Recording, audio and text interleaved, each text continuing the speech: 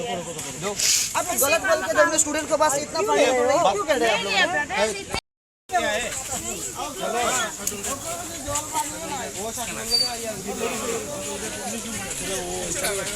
গাড়ি লিয়ে যেতেছি তখন তারা সিগনাল দিচ্ছে দেওয়ার পরে কইছে আমার অনাথ সময় লাগিয়া একটু সাহায্য করে দেন।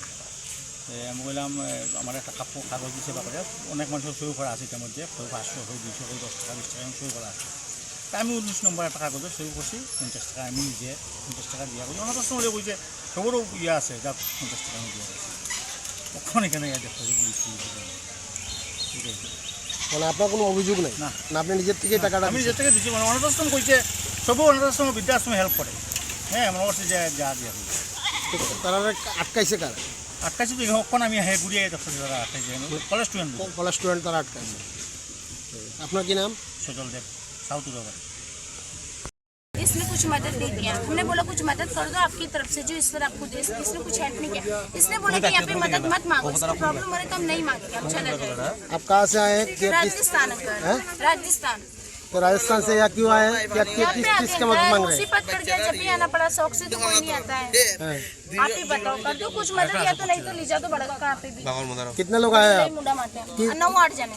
8 जन आए हैं। तो क्या दिखा रहे हैं कागज? ये देखो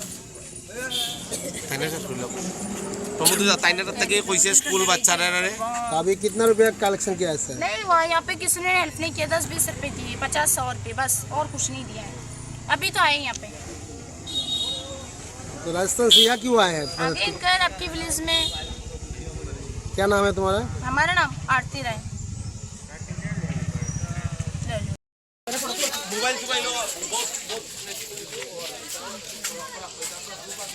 बच्चा रहता है तो खाना नहीं। भाई सुनो ना,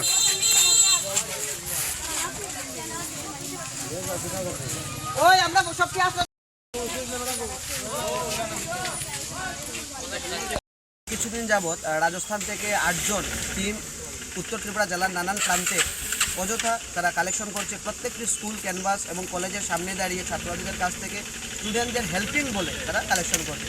যখন আমরা খবর পাই তৎক্ষণাৎ সময় আমরা ধর্মনগর কলেজের গেটে আমরা ছুটে আসি। এসে যখন তাদেরকে আমরা প্রশ্ন করি তখন তারা তার সঠিক উত্তর দিতে পারে না। পরবর্তী সময় আমরা যদি কোনো প্রুফ না পেয়ে আমরা ধর্মনগর থানাতে ওদেরকে তুলে দিই। তারা কি আপনাদের কাছে টাকা চাইছিল? তারা আমাদের যারা লিস্ট ছিল লিস্ট অনুযায়ী আমাদের ধর্মনগর কলেজ থেকে প্রায় 15,000 টাকার মতো তারা কালেকশন করেছে এবং 15 দিন যাবৎ গোটা উত্তর ত্রিপুরা জেলার নানান প্রান্তে তারা কালেকশন করছে। আমরা তথ্য পাচ্ছিলাম কিন্তু আমরা সঠিক সময় তাদেরকে ধরতে পারছিলাম না। আজ কলেজের ছাত্রছাত্রীরা যখন আমাদের কমপ্লেন দেয় তৎক্ষণাৎ সময় আমরা তাদেরকে হাতে নাতে ধর্মনগর কলেজ গেটে পাই এবং তাদেরকে আটক করে আমরা ধর্মনগর প্রশাসনের হাতে তুলে দিই। কি বলে তারা টাকাটা তুলছিল? তারা বলছিল রাজস্থানের মধ্যে তাদের একটি ট্রাস্ট রয়েছে এবং এখানে একটি স্কুলের মধ্যে তারা 1000 জন ছাত্রছাত্রীদেরকে বিনামূল্যে এখানে পঠন পাঠন করাচ্ছে, যেটা সম্পূর্ণ মিথ্যা এবং তথ্যহীন। আমরা পরবর্তী সময় জানতে পারি এবং পরবর্তী সময় প্রশাসনের হাতে তুলে দিই।